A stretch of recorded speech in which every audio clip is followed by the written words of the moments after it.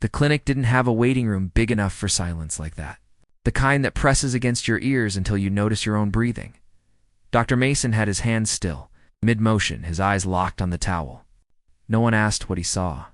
The way his face changed told them it. It wasn't something you could unsee. It was late spring in a small valley town where the forest starts right at the last line of streetlights. The roads were damp from a slow rain that never became a storm, just kept falling like it had nowhere else to go. You could hear it on the metal roof of the animal clinic's off tapping. Then a heavier rattle when the wind shifted. Leila Ruiz carried the dog in through the back entrance. She didn't want anyone gathering at the front windows. The town loved animals, but it loved gossip more. The dog was a thin, sandy-colored stray with a black-shadowed muzzle and ears that couldn't decide whether to fold or stand. She smelled like wet pine needles and old smoke, and her belly hung so low it swayed with every step. "We found her by the logging road," Lila said, breathless. "She wouldn't come close at first, but when she did, she just leaned on me, like she was tired of being brave." Dr. Mason didn't nod. He rarely did. He was the sort of vet who listened with his eyes, not his head. He guided them into the exam room where the fluorescent lights always made everything look a little too honest. The dog didn't growl. She didn't bare teeth. She only watched. Her eyes tracked the room like she was counting exits, like she'd learned the hard way that doors don't always mean safety. When Dr. Mason reached for her, she flinched, then stopped herself, as if flinching had become a habit she was trying to unlearn. "What's her name?" he asked. Lila hesitated. "We've been calling her Uni.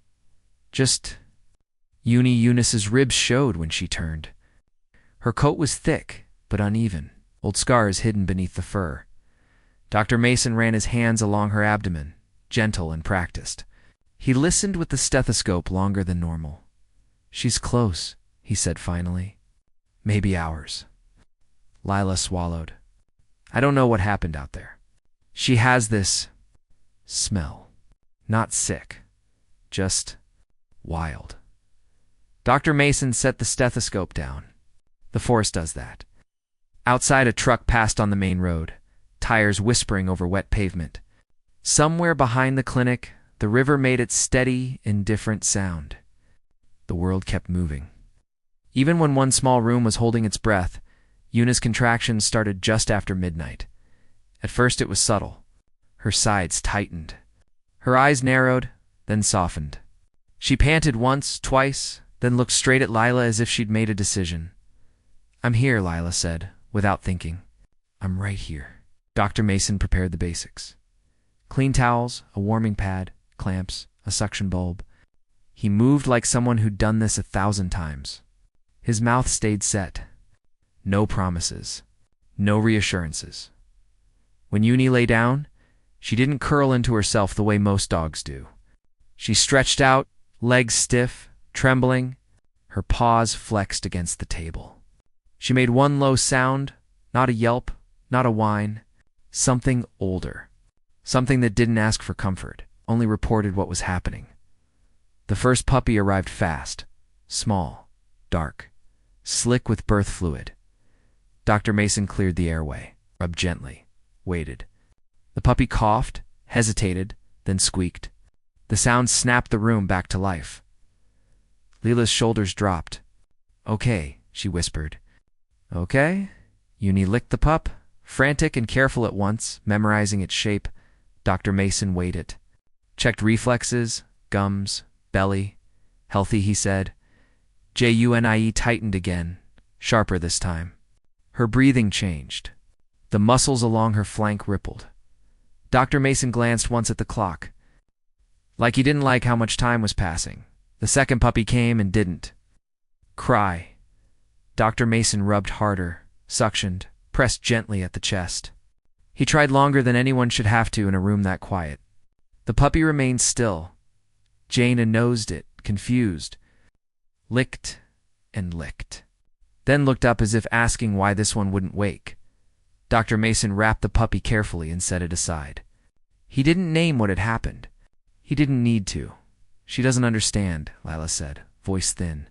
"She doesn't understand." Eunice's next contraction came almost immediately, her body refusing to pause for grief. The third pup arrived in a rush of fluid and something else. At first glance, same size, same slick fur, but the shape wasn't right. The limbs were longer, the joints sharper, built less for living rooms, more for places without paths. Dr. Mason lifted it and went still, not a gasp, not a reaction, just a full stop. He cleared the airway, rubbed, waited. The newborn jerked and drew breath. The sound it made was thinner, rougher, like air scraping over something unfinished. Eunice's head snapped toward it. Her body tensed, then softened. She reached out, cautious, and licked its face once. Then again, testing. Dr. Mason held the newborn under the light. The eyes were closed, lids heavier, the fur along its spine darker, the tail longer, tapering in a way most pups didn't. He turned it gently. Everything was there. Everything was real. What's wrong? Lila asked. Is it sick? Dr. Mason swallowed. It's not wrong, he said quietly. It's different. Euni licked the pup again, then the first healthy one, then back to this one. Her ears twitched at every sound outside. If the wrong person finds out, Dr. Mason said softly, they'll panic. So what is it? Lila asked. He watched the pup move, less flailing, more purpose. I'm saying. That pup doesn't come from just one world. The fourth puppy arrived soon after around her head.